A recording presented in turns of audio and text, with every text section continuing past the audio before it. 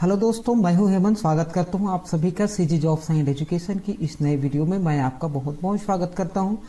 दोस्तों, आज हम बात कर लेते हैं कि छत्तीसगढ़ की बड़ी जो बातें हैं उस पर जो सामने निकल के आई है। तो चलिए बात कर लेते हैं। तो यहाँ पर सबसे पहली बात आ रहा है कि बिग ब्रेकिंग, यहाँ पर पीईटी, पीपीएसटी, पीपीटी और पीएमसीए की परीक्षाएं रद्द हो चुकी है और शैक्षिक योग्यता और प्राप्तांक अंकों के आधार पर अब प्रवेश आपको मिलने वाली है। तो दोस्तों, इस पर पूरी बातें हम यहाँ से जानकारी ले लेते हैं। यहाँ पर रायपुर से खबर निकल के आई है। कोरोना के बढ़ते मामलों को देखते हुए शैक्षिक सत्र 2020-21 के लिए तकनीकी पाठ्यक्रमों bachelor of engineering, bachelor of pharmacy, diploma in engineering एवं मास्टर ऑफ कंप्यूटर एप्लीकेशन में प्रवेश की कार्यवाही जारी हो चुकी है। व्यापम के जरिए आयोजित की जाने वाली प्रवेश परीक्षाएं पीईटी, पीपीएसटी, पीपीटी एवं पीएमसीए के स्थान पर उक्त तकनीकी पाठ्यक्रमों के लिए प्रवेश की पात्रता के लिए निर्धारित शैक्षिक अर्हता के अनुसार परीक्षाओं में प्राप्त अंकों के आधार पर करने की अनुमति दे दी है। अन्य राज्यों के विद्यार्थियों के लिए बैचलर ऑफ इंजीनियरिंग एवं मास्टर ऑफ कंप्यूटर एप्लीकेशन पाठ्यक्रमों में प्रवेश की कार्यवाही नेशनल टेस्टिंग द्वारा आयोजित की जाने वाली प्रवेश परीक्षा जी मेंस तथा राष्ट्रीय प्रौद्योगिकी संस्था द्वारा आयोजित की जाने वाली प्रवेश परीक्षा NIMCET की जगह पर तकनीकी पाठ्यक्रमों के लिए प्रवेश की पात्रता के लिए निर्धारित शैक्षिक अर्हता के अनुसार परीक्षाओं में प्राप्त अंकों के आधार पर करने के आदेश दिए गए हैं। प्रवेश की कार्यवाही ऑनलाइन काउंसलिंग के तहत करने के निर्देश दिए गए हैं। ऑनलाइन काउंसलिंग के संबंध में विस्तृत दिशा निर्देश तकनीकी शिक्षा संचालनालय की ओर से जारी किए जाएंगे। तो इस प्रकार से ये खबर निकल के आई है कि यहाँ पर पीईटी, पीपीएसटी, पीटी और पीएमसी की परीक्षा रद्द कर दी गई है और चयन जो है शैक्षिक योग्यता और प्राप्तांक के आधार पर होने वाली है। और देख लेते हैं छत्तीसगढ़ में नई पहल, सभी ग्राम पंचायतों में अब लाउड स्पीकर से होगी बच्चों की पढ़ाई। कुछ गांव में हीट रहो कॉन्सेप्ट, इसलिए लिया गया ये फैसला। तो ये आज की ये ताजा खबर जो शिक्षा विभाग से निकल के आई है। इस कॉन्सेप्ट का इस्तेमाल इसलिए क्योंकि राज्य के कई गांवों में ऑनलाइन क्लास की प्रक्रिया सफल नहीं हो पा रही है। ग्राम पंचायत के लाउड स्पीकर या डीजे के साउंड सिस्टम से टीचर पढ़ाएंगे, घरों पर बैठे बैठे बच्चे नोट्स बनाएंगे और यहाँ से फिर प्रदेश में ऑनलाइन पढ़ाई में आ रही दिक्कतों का नया हल निकाला गया है, जिसके वैकल्पिक निदान व कोरोना के बढ़ते संक्रमण को देखते हुए अब लाउड स्पीकर से स्कूलों में पढ़ाई कराई जाएंगी। राज्य सरकार के फैसले के मुताबिक अब सभी जिलों की प्रमुख पंचायत में कम से कम एक स्कूल में इस योजना पर एक सप्ताह के भीतर अमल करना होगा। स्कूल शिक्षा विभाग की उम्मीद है कि राज्य की इस 10,000 ग्राम पंचायतों में करीब 10 लाख बच्चे लाउड स्पीकर से पढ़ाई कर सकेंगे। पंचायत द्वारा बच्चों की पढ़ाई के लिए ग्रामों में उपलब्ध लाउड स्पीकर या डीजे वालों से सहयोग लेकर साउंड बॉक्स उपलब्ध कराए जाएंगे। और यहाँ पर शिक्षा मंत्री ने इस पर रिपोर्ट ली है कि स्कूल शिक्षा मंत्री डॉक्टर प्रेम सिंह टेकाम ने शनिवार को राजधानी में वीडियो कॉन्फ्रेंसिंग से बस्तर जिले में इस योजना को शुरू करने को लेकर अधिकारियों से रिपोर्ट ली। डॉक्टर टेकाम ने बताया कि बस्तर जिले में लाउड स्पीकर से 56 पंचायतों में पढ़ाई प्रारंभ हो चुकी है। छत्तीसगढ़ में कोविड-19 के दौरान बच्चों की पढ़ाई जारी रखने तक यह मॉडल बनेगा। यहाँ ऑनलाइन पढ़ाई की वैकल्पिक व्यवस्था है और किस प्रकार से होगी पढ़ाई इस पर देख लेते हैं। लाउड स्पीकर से बच्चों को होमवर्क दिए जाते हैं। जोड़ी में शिक्षक गांव में घूमकर बच्चों को पढ़ाते हुए देख सकते हैं। गांव में भी बच्चों की कक्षाएं नियमित लग रही है या नहीं, पूरे गांव को पता चल जाता है। बस्तर जिले के एक सप्ताह में 11 पंचायतों से बढ़कर 56 पंचायतों ने लाउड स्पीकर स्कूल में प्रारंभ कर लिया है। राज्य में लगभग 10,000 पंचायतें हैं। अगर सभी पंचायतें आगे बढ़कर योजना को लागू करती है तो प्रदेश के लाखों बच्चों का सीखना इस मॉडल से जारी किया जा सकता है। तो इस प्रकार से अब स्कूलों में पढ़ाई होगी लाउड स्पीकर से। और बात करते हैं यहाँ पर कि सामने निकल गया है संविलियन 1 जुलाई 2020 से होना था। टीचर्स एसोसिएशन ने ये बात रखी और लेकिन अभी भी संविलियन का राह नहीं दे रहा है। ये 1 जुलाई को आदेश जारी होना चाहिए था, लेकिन 1 नवंबर 2020 को संविलियन करने के आदेश जारी कर दिया गया है। तो ये धमतरी से सामने निकल के आया है कि छत्तीसगढ़ टीचर एसोसिएशन जिला धमतरी के जिलाध्यक्ष डॉक्टर भूषण लाल चंद्राकर, प्रांतीय उपाध्यक्ष देवनाथ साहू, प्रांतीय कोषाध्यक्ष शैलेश पारिक ने कहा है कि छत्तीसगढ़ शासन द्वारा 2 वर्ष पूर्ण करने वाले पंचायत संवर्ग के शिक्षकों 1 नवंबर 2020 को संविलियन करने का आदेश जारी किया गया है। तो यहाँ पर 1 नवंबर 2020 को संविलियन करने का आदेश जारी किया गया है, जबकि टीचर्स एसोसिएशन का कहना यह है कि ये 1 जुलाई 2020 की स्थिति में संविलियन आदेश जारी होना चाहिए। ऐसे में 8 वर्ष पूर्ण कर चुके और यहाँ 2 वर्ष पूर्ण कर चुके शिक्षा कर्मियों के लिए एक समस्या सा पैदा हो चुका है। अब इसके बाद यहाँ पर एरियर्स वगैरह देंगे कि नहीं, इस पर अभी बात बाकी है।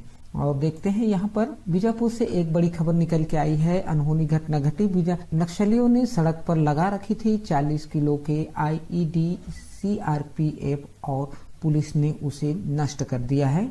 और यहाँ से देख लेते हैं यह विस्फोटक कितना शक्तिशाली था कि कई जवानों की जान ले सकता था, बड़े वाहन को उड़ाया जा सकता था। सड़क के बीच में लगा रखा था बम। नक्सलियों ने इस इलाके में शहीद सप्ताह मनाने का किया था ऐलान। अब देखते हैं यहाँ से जिले में एक सड़क से सुरक्षा बलों के जवानों को 40 किलो के आईईडी अर्थात इम्प्रोवाइज एक्सप्लोसिव डिवाइस मिली। यह विस्फोटक सड़क के बीच में लगाया गया था ताकि जवानों या उनके वाहनों को निशाना बनाया जा सके। रविवार की सुबह नक्सलियों की इस साजिश को नाकाम किया गया। इस इलाके में 28 जुलाई से नक्सलियों ने शहीद सप्ताह यानी अपने मारे गए साथियों की याद में हिंसक घटनाएं करने की चेतावनी भी दी थी। पुलिस और सीआरपीएफ के जवान नक्सल मंसूबों पर पानी फेरने तैनात है। और यहाँ मिला स्फोट, तो यहाँ पर देख लेते हैं थाना बासागुड़ा में बासागुड़ा तर्रेम मार्ग पर नक्सलियों ने यह विस्फोट 3 दिन पहले लगाया था। इसकी जानकारी फोर्स को मिली और बम की तलाश में जिला पुलिस बल, कोबरा 204, स्पेशल कमांडो टीम और सीआरपीएफ के जवान रवाना हुए। सारकेगुड़ा से 1 किलोमीटर आगे पुल के शुरुआती हिस्से में यह बम लगाया गया था। मौके पर ही बीडीएस बम डिस्पोजल स्क्वाड के द्वारा बरामद आईईडी को नष्ट कर दिया गया। इस वजह से साजिश थी बड़ी समस्या। तो यहाँ पर एक बड़ी साजिश होने वाली थी कि जानकारों के मुताबिक नक्सलियों द्वारा लगाए जाने वाले इसी तरह के विस्फोट अगर 30 किलोमीटर की क्षमता के हो तो जवानों की एंटी लैंड माइन व्हीकल को उड़ा देते हैं। यह बम 40 किलो का था। पुल के शुरुआती हिस्से में बम लगाकर पुल को भी नुकसान पहुंचाने की योजना बनाई गई थी। जवान इस बम को जब बाहर निकाल रहे थे तो उनकी जान खतरे में थी। कई बार यह जोखिम भी होता है कि नक्सली एक बम के नीचे दूसरा भी प्लान करते हैं ताकि पहला विस्फोट निकालने से हादसा हो सके। हालांकि इस घटना में जवानों को कोई भी नुकसान नहीं हो पाया। और एक बड़ी खबर आया है अंबिकापुर से। कोविड वार्ड में घटिया खाने की शिकायत। अब मंत्री सीधे हर रोज टेस्ट कर जांचते हैं नाश्ते और लंच की क्वालिटी। तो यहाँ पर देख सकते हैं टीएस बाबा मंत्री खा रहे हैं वही जो भोजन दिया जाता है कोरोना संक्रमितों को। कहा सुविधा बेहतर हो, यह हमारी प्राथमिकता भी है और जिम्मेदारी भी है। जिले के मेडिकल कॉलेज में बने कोविड वार्ड में घटिया खाना परोसे जाने की शिकायतें मिल रही थी। यह घटना छत्तीसगढ़ के स्वास्थ्य मंत्री टीएस सिंहदेव के पास भी पहुंची। उन्होंने अधिकारियों को निर्देश दिए और खुद उस खाने को खाकर चेक किया जो कोरोना संक्रमितों को दिया जा रहा है। अफसरों पर मंत्री ने सुविधा को लेकर इस तरह नकेल कसी कि अब हर रोज कोविड वार्ड में दिया जाने वाला नाश्ता और भोजन खुद मंत्री टीएस सिंह ने टेस्ट कर रहे हैं। अब खुद भोजन को टेस्ट कर रहे हैं। यहाँ पर ट्वीट भी आया है टीएस बाबा का, आप देख सकते हैं। इस प्रकार से उनका ट्वीट भी आपको देखने को मिल रहा है। तो यहाँ पर टीएस बाबा ने अब हर रोज अपने दफ्तर में वही खाने का फैसला किया है जो कोविड वार्ड में परोसा जा रहा है। मरीजों को दिए जाने वाले फूड पैकेट में एक मंत्री की टेबल पहुंचता है, वह खुद इसे टेस्ट करके बताते हैं कि क्या कमी है। हालांकि एक पोस्ट सोशल मीडिया में साझा करते हुए मंत्री सिंहदेव ने लिखा है कि वर्तमान में दिया जा रहा भोजन और नाश्ता दोनों ही पौष्टिक एवं संतोषजनक है। कोरोना संक्रमितों का इलाज और उन्हें दी जा रही सुविधा बेहतर से बेहतर हो, यह हमारी प्राथमिकता भी है और जिम्मेदारी भी है। और राजनांदगांव से एक बड़ी खबर, रिटायर्ड पुलिसकर्मियों से ठगी करने वाला गिरोह पकड़ा गया है। बिहार और झारखंड से आरोपियों को लेकर आई है पुलिस। तो यहाँ पर देख सकते हैं दंतेवाड़ा, महासमुंद, राजनांदगांव पुलिस की टीम ने संयुक्त रूप से चलाया ऑपरेशन। पेंशन के नाम पर पुलिस में नौकरी कर रहे कर्मचारियों के साथ ऑनलाइन ठगी करते थे।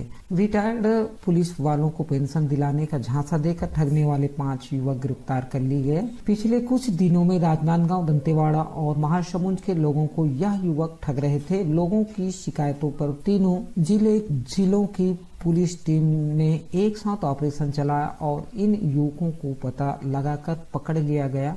इन युवकों पर 40 लाख रुपए की ठगी करने का आरोप है। राजनांदगांव पुलिस के मुताबिक यह रकम अलग अलग लोगों के खाते से धोखे से निकाल ली गई थी। यह हाई प्रोफाइल ठग कई टीम बनाकर काम करते थे। लोगों से बातें करते ऐसे करते थे जैसे किसी प्रोफेशनल कॉल सेंटर से फोन किया हो। लोगों से रुपये दिलवाने से की बात कहकर उनके खातों की जानकारी लेकर ठगी किया करते थे। गिरफ्तार किए गए 5 बदमाशों के पास से mobile, ATM, laptop, colour printer बरामद हुए हैं। बदमाश बिहार और झारखंड के रहने वाले हैं। पुलिस ने जिन्हें गिरफ्तार किया है उनके नाम बाबूर अली, मनोज कुमार राय, रोहित कुमार, पिंटू कुमार और जितेंद्र चौधरी है। और एक यहाँ पर बहुत बड़ी खबर, छत्तीसगढ़ जांजगीर से एक युवक की सड़क हादसे में हुई मौत। 7 साल की बेटी ने दी मुखाग्नि। जिले के कपिसदा गांव की घटना। 2 दिन पहले सड़क हादसे में चली गई ट्रक ड्राइवर की जान। ग्रामीणों ने लिया फैसला। तोड़ी सालों से चली आ रही प्रथा, हादसे की जांच कर रही पुलिस। जिले के कपिसदा में सड़क हादसे का शिकार हुए युवक की 7 साल की बेटी ने उसे मुखाग्नि दी।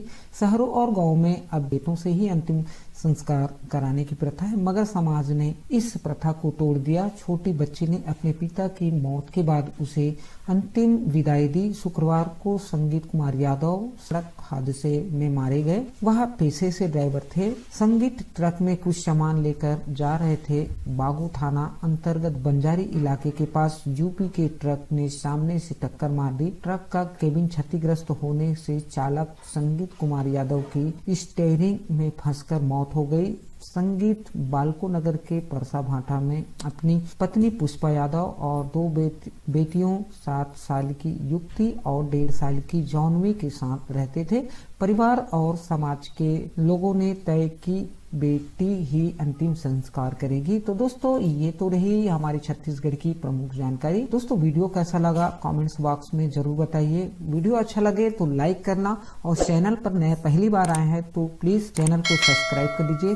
सब्सक्राइब होते ही बेल के आइकन को दबाना ना भूले, क्योंकि मैं इसी तरह से शिक्षा और नौकरी से जुड़ी खबर लाते ही रहता हूं। तो दोस्तों चैनल को सब्सक्राइब करना ना भूले और किसी अच्छे कंटेंट के साथ फिर मुलाकात होगी। जय हिंद, जय भारत, जय छत्तीसगढ़।